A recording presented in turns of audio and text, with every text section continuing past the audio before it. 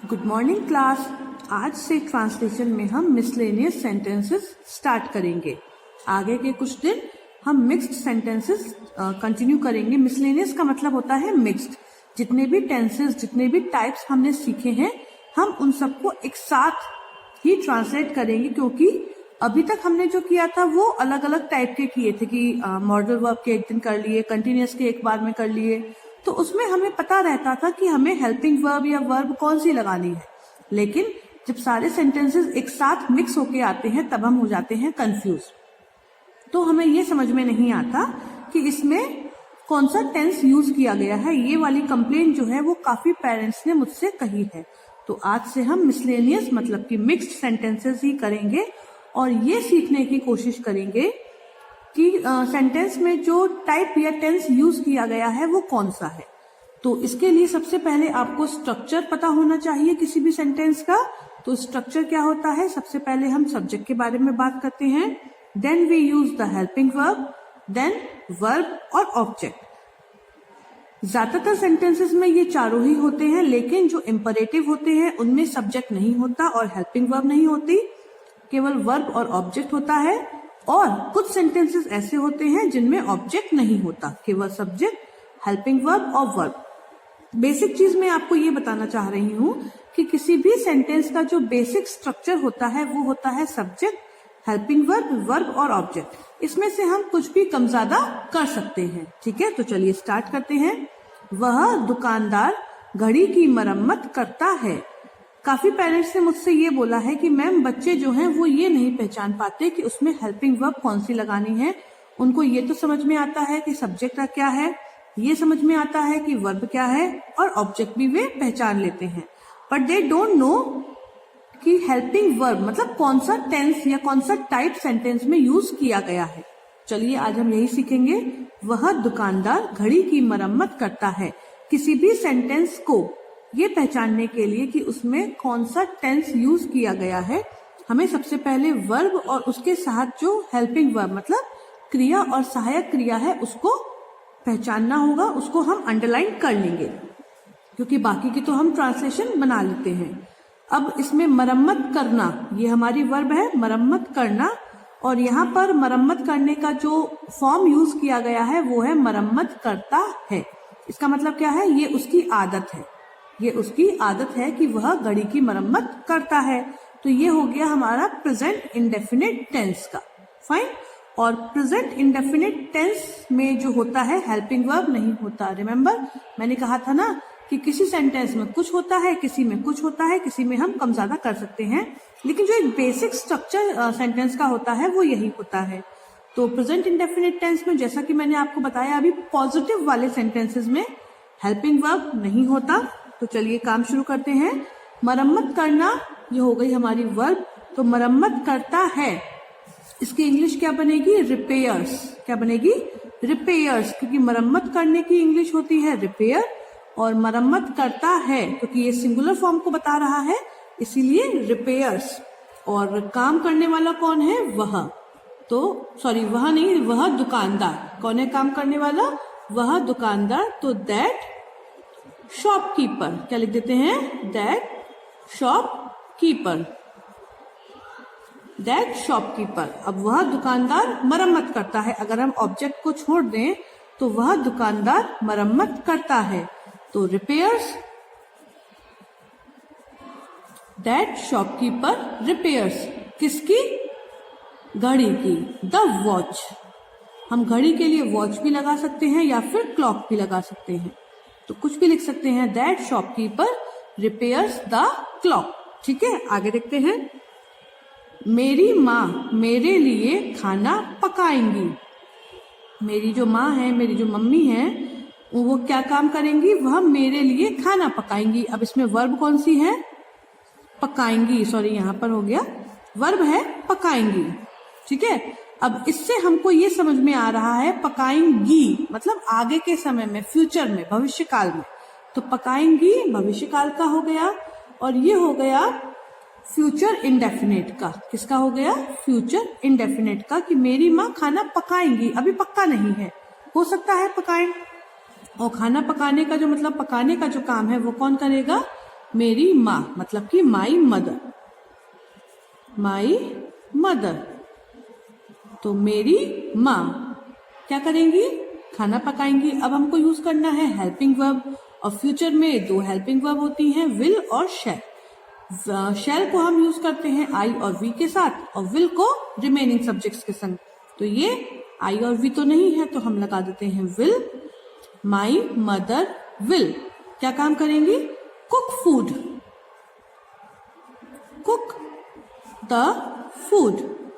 किसके लिए, मेरे लिए, फॉर मी। अब देखिए इसी सेंटेंस को अगर हम सब्जेक्ट को लेने के बाद पीछे से चलें तो कैसे होगा। मेरी माँ ये सब्जेक्ट है, क्योंकि पकाने वाला कौन है, मेरी माँ है। मेरी माँ अब आएगी पीछे से, पकाएंगी। तो पकाएंगी की ही इंग्लिश होती है विल कुक या शैल कुक, और सब्जेक्ट के अकॉर्डिंग हमने लगा दिया विल कुक। क्या पकाएंगी, पकाएंगी खाना। तो द फूड, खाना किसके लिए पकाएंगी, मेरे लिए, तो फॉर मी, के लिए, फॉर मेरे, मी। तो for me my mother will cook the food for me. बन गई इंग्लिश। Isn't it easy. चलिए आगे चलते हैं।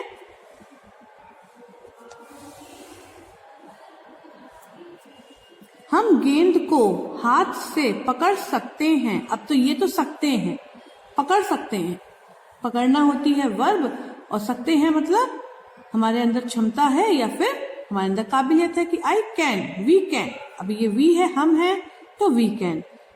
तो पकड़ सकते हैं, कैन कैच, पकड़ने की कैच, सकते हैं कि कैन। अब काम कौन करेगा, हम, तो वी कैन कैच, पकड़ सकते हैं, can catch, we can catch. ये भी अपने आप में सेंटेंस हो सकता है।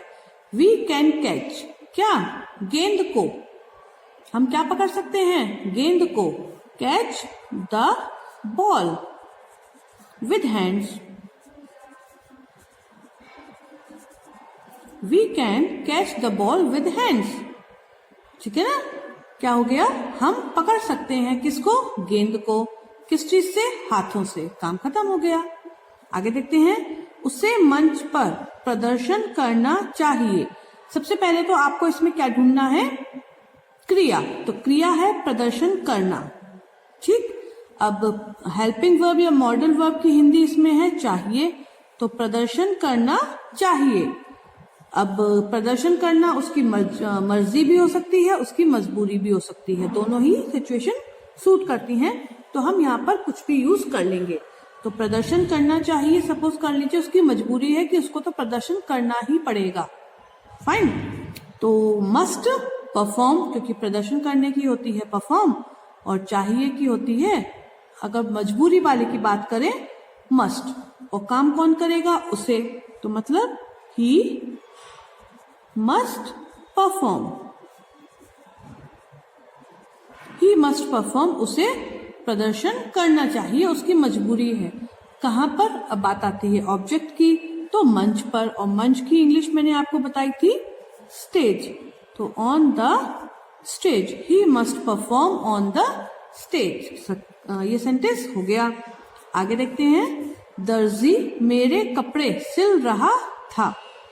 दर्जी क्या काम कर रहा था जब मैं उससे मिलने गया था, कि वह मेरे कपड़ों को सिल रहा था। तो इसमें काम कौन सा हो रहा है, सिलने का, और सहायक क्रिया है रहा था।